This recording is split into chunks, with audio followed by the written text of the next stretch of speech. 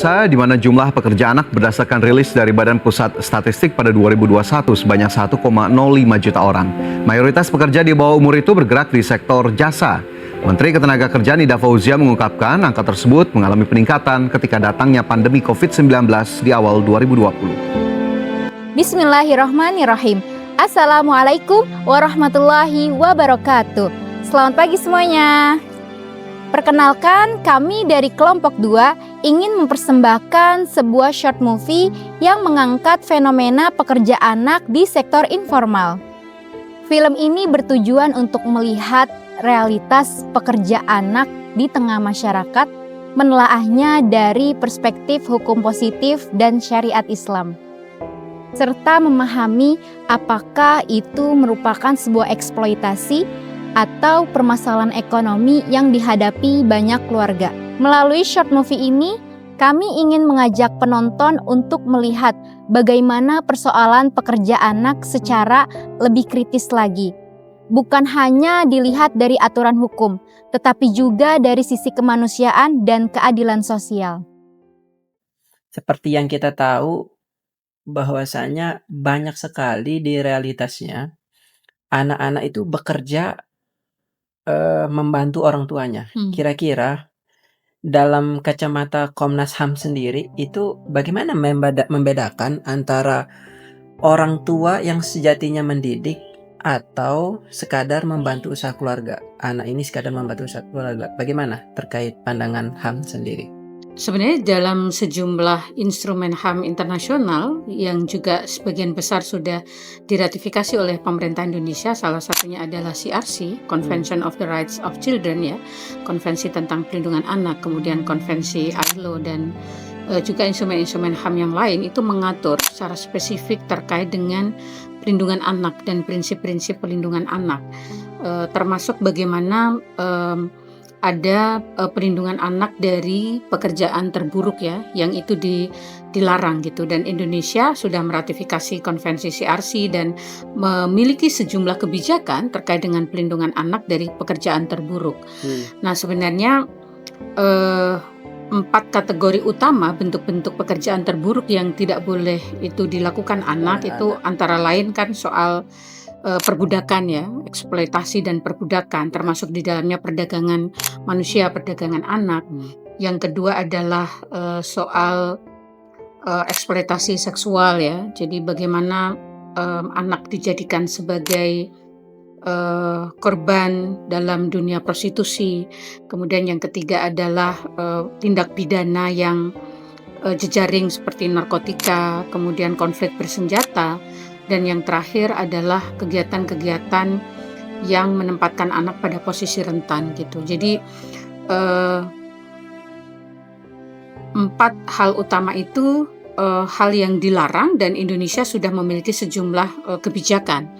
Tetapi anak-anak yang terpaksa kemudian bekerja untuk membantu ekonomi keluarga itu juga diatur di dalam Undang-Undang Ketenagakerjaan, di mana anak-anak dalam rentang usia 13 sampai 15 tahun dengan memperhatikan prinsip-prinsip perlindungan anak itu tetap bisa bekerja dengan persyaratan yang sangat ketat. Orang tuanya mesti tahu. Kemudian juga jam kerjanya maksimal 3 jam sehari. 3 jam sehari. Tidak pada waktu-waktu di mana dia harus sekolah, karena setiap anak itu berhak atas pendidikan dan pengembangan diri, ya, untuk masa depan anak yang lebih baik gitu. Mesya. Kalian umur berapa? Aku 10. 10. Kalau kamu? 17. 17. 17? Iya. SMA dong? Iya. Iya. Tapi kalian masih sekolah gak? Masih. Nanti kalau pagi sekolah, kalau sore jualan. Iya. Oke. Kalau sekolah pulang jam berapa? Dia kalau sekolah ini pulang jam 12. Jam 12. Terus ke sekolah aku. Oh iya.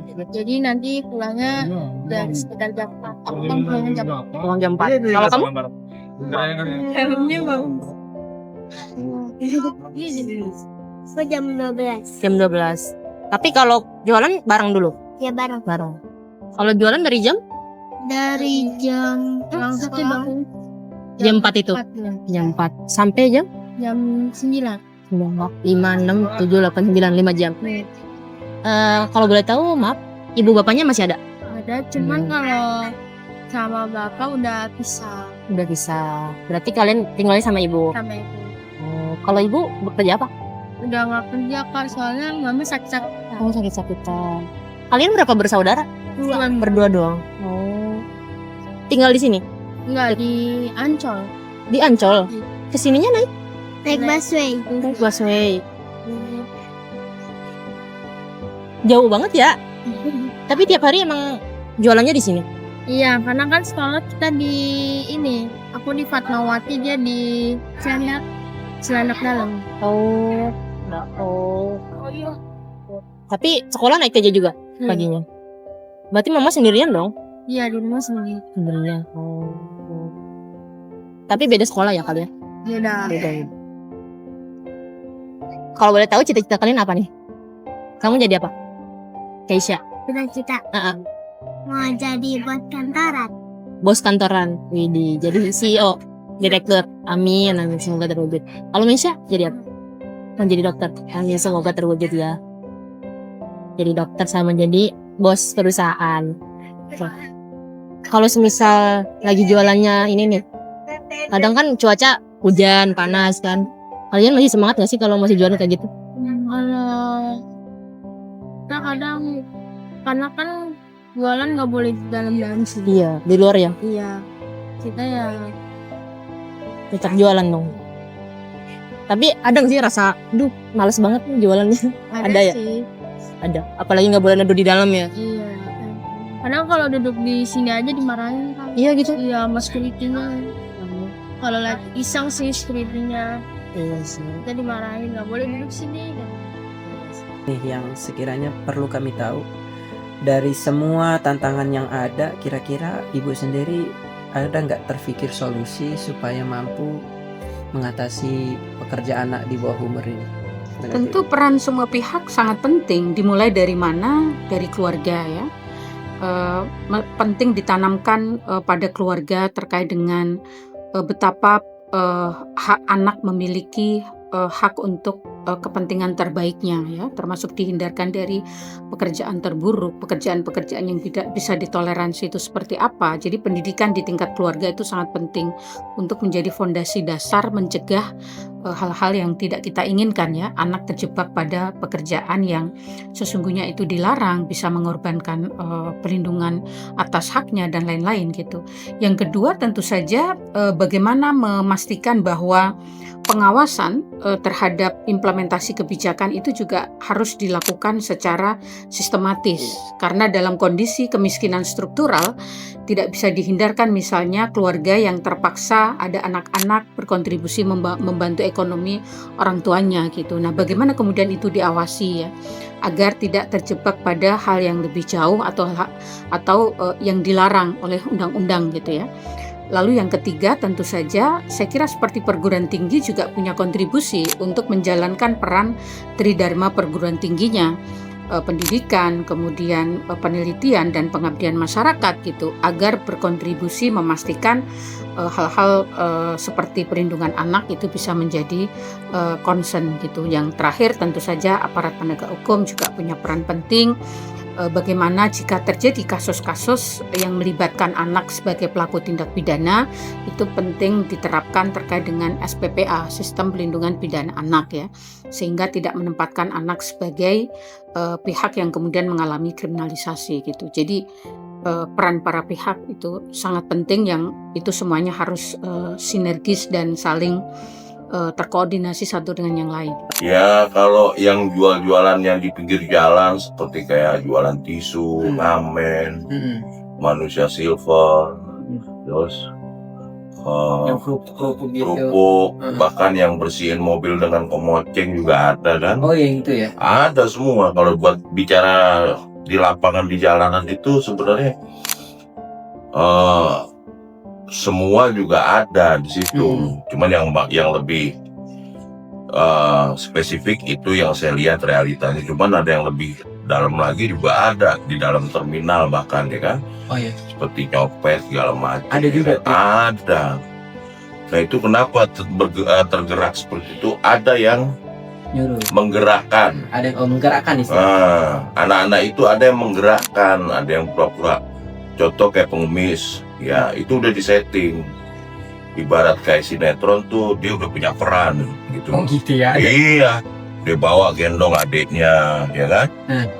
Supaya gimana nih dari pihak ibu-ibu atau yang lainnya tuh yang pada di jalan itu yang terkesima melihatnya. Terus kalau yang jualan kerupuk itu bukannya tanda kutip preman yang rekrut. Kalau kerupuk yang jenis-jenis makanan itu bukan preman. Iya, enggak Ada sebenarnya bosnya, ada bosnya atau dia dimintain tolong dengan kedua orang tuanya gitu kan. Terkait eksploitasi ini sebetulnya ada macam-macamnya. Iya. Gitu. Ada eksploitasi ekonomi, ya kan, ada eksploitasi seksual, Iya. terusnya ada juga eksploitasi media digital. Oh ternyata Ada, makanya nih, Iya. ini yang lagi marak nih sekarang, gitu. Atau juga eksploitasi kriminal, anak dijadikan, nah kan gitu, kan ada kan, suku malah, Iya. Oh iya. nah itu. Apakah itu masuk ke, nah itu saya bilang, itu bedanya dengan pekerjaannya. Iya. Karena eksploitasi benar-benar mengekspos semua yang ada di anak itu. Di atas Baik dia fisiknya, raganya, maupun psikisnya. waktu gitu. Waktu dan sebagainya. Ya itu salah satu juga jual beli transfusi organ. Tuh. Oh itu termasuk eksploitasi anak gitu. Karena kan organ tubuh anak kan masih bagus-bagus gitu ya kan, itu banyak. Termasuk juga perdagangan orang atau TPPO. Anak dijual belikan. Itu termasuk tuh eksploitasi anak.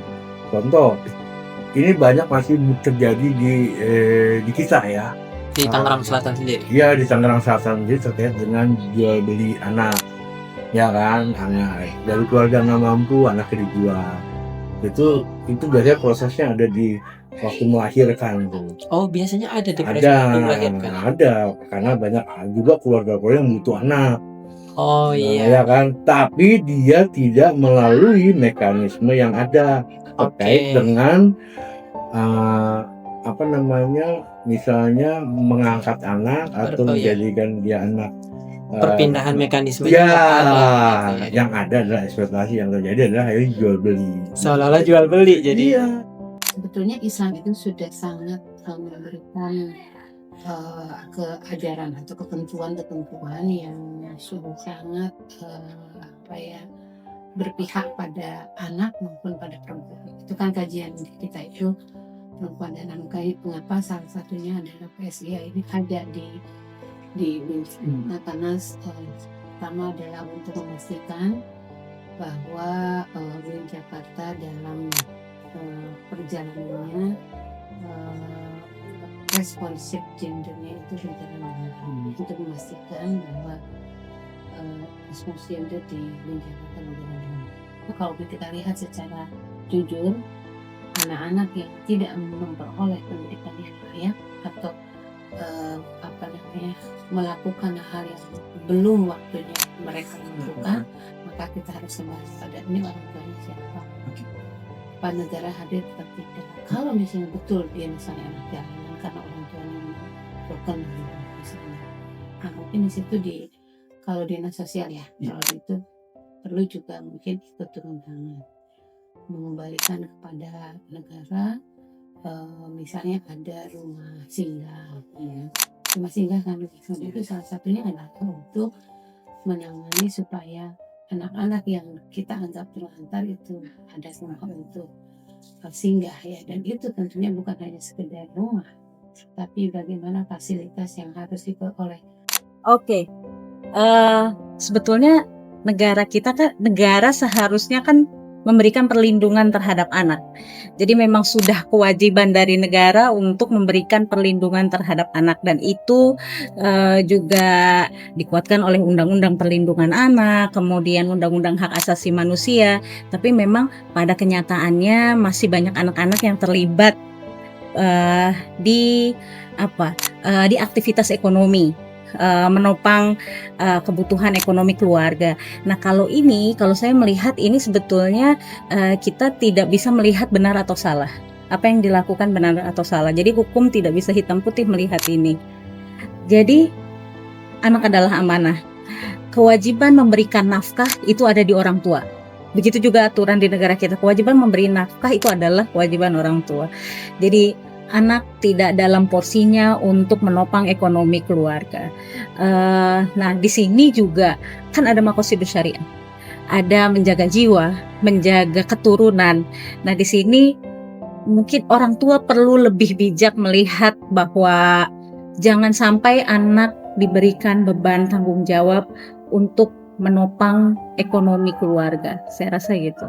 Ketika anak kemudian menjadi penopang ekonomi keluarga, yang bisa terganggu itu adalah hak pendidikan, hak hidup yang layak. Ini semua akan terganggu. Sementara hak ini adalah hak dasar yang memang harus dipenuhi dan tidak bisa tidak. Tanggung jawab orang tua juga tanggung jawab negara. Lowongannya 10 itu yang datang 1000 gitu. Jadi apa 1000-1000-nya harus dinesin gitu, itu kan biaya juga. Akhirnya perusahaan mensyaratkan usia sebagai screening. Jadi persoalannya bukan soal pembatasan usia, tapi lowongan pekerjaannya yang harus diperbanyak. Ya, kalau di Malaysia kan justru yang pencari kerja yang menginterview kita. Ya, mau digaji berapa kayak gitu Pak cocok. Pak, anak di bawah umur kerja di toko gimana dong Pak? Sesuai pasal 68 Undang-Undang Nomor 13 Tahun 2003 melarang pekerja di bawah 18 tahun kecuali pekerja ringan di bawah 3 jam. Pelanggar bisa kena 2 tahun penjara. Jadi saran saya, anak butuh sekolah bukan kerja. Hukum negara melarang demi kebaikan masyarakatnya. Namun tuntutan kemiskinan tidak dapat dihindari dan itu menjadi paksaan buat mereka. Hukum syariat juga menjaga kemaslahatan dengan melarang hal itu. Tetapi balik lagi, itu adalah sesuatu yang tidak dapat dihindarkan. Kemiskinan struktural yang membuat mereka terus-menerus dijerat dan harus mempekerjakan anaknya. Realita ini tidak bisa diselesaikan dengan selembar pasal hukuman atau penghakiman moral yang sepihak. Pundak kecil mereka tidak dirancang untuk menahan beratnya beban keluarga. Namun pundak kecil mereka didesain untuk menahan beban harapan masa depan peradaban.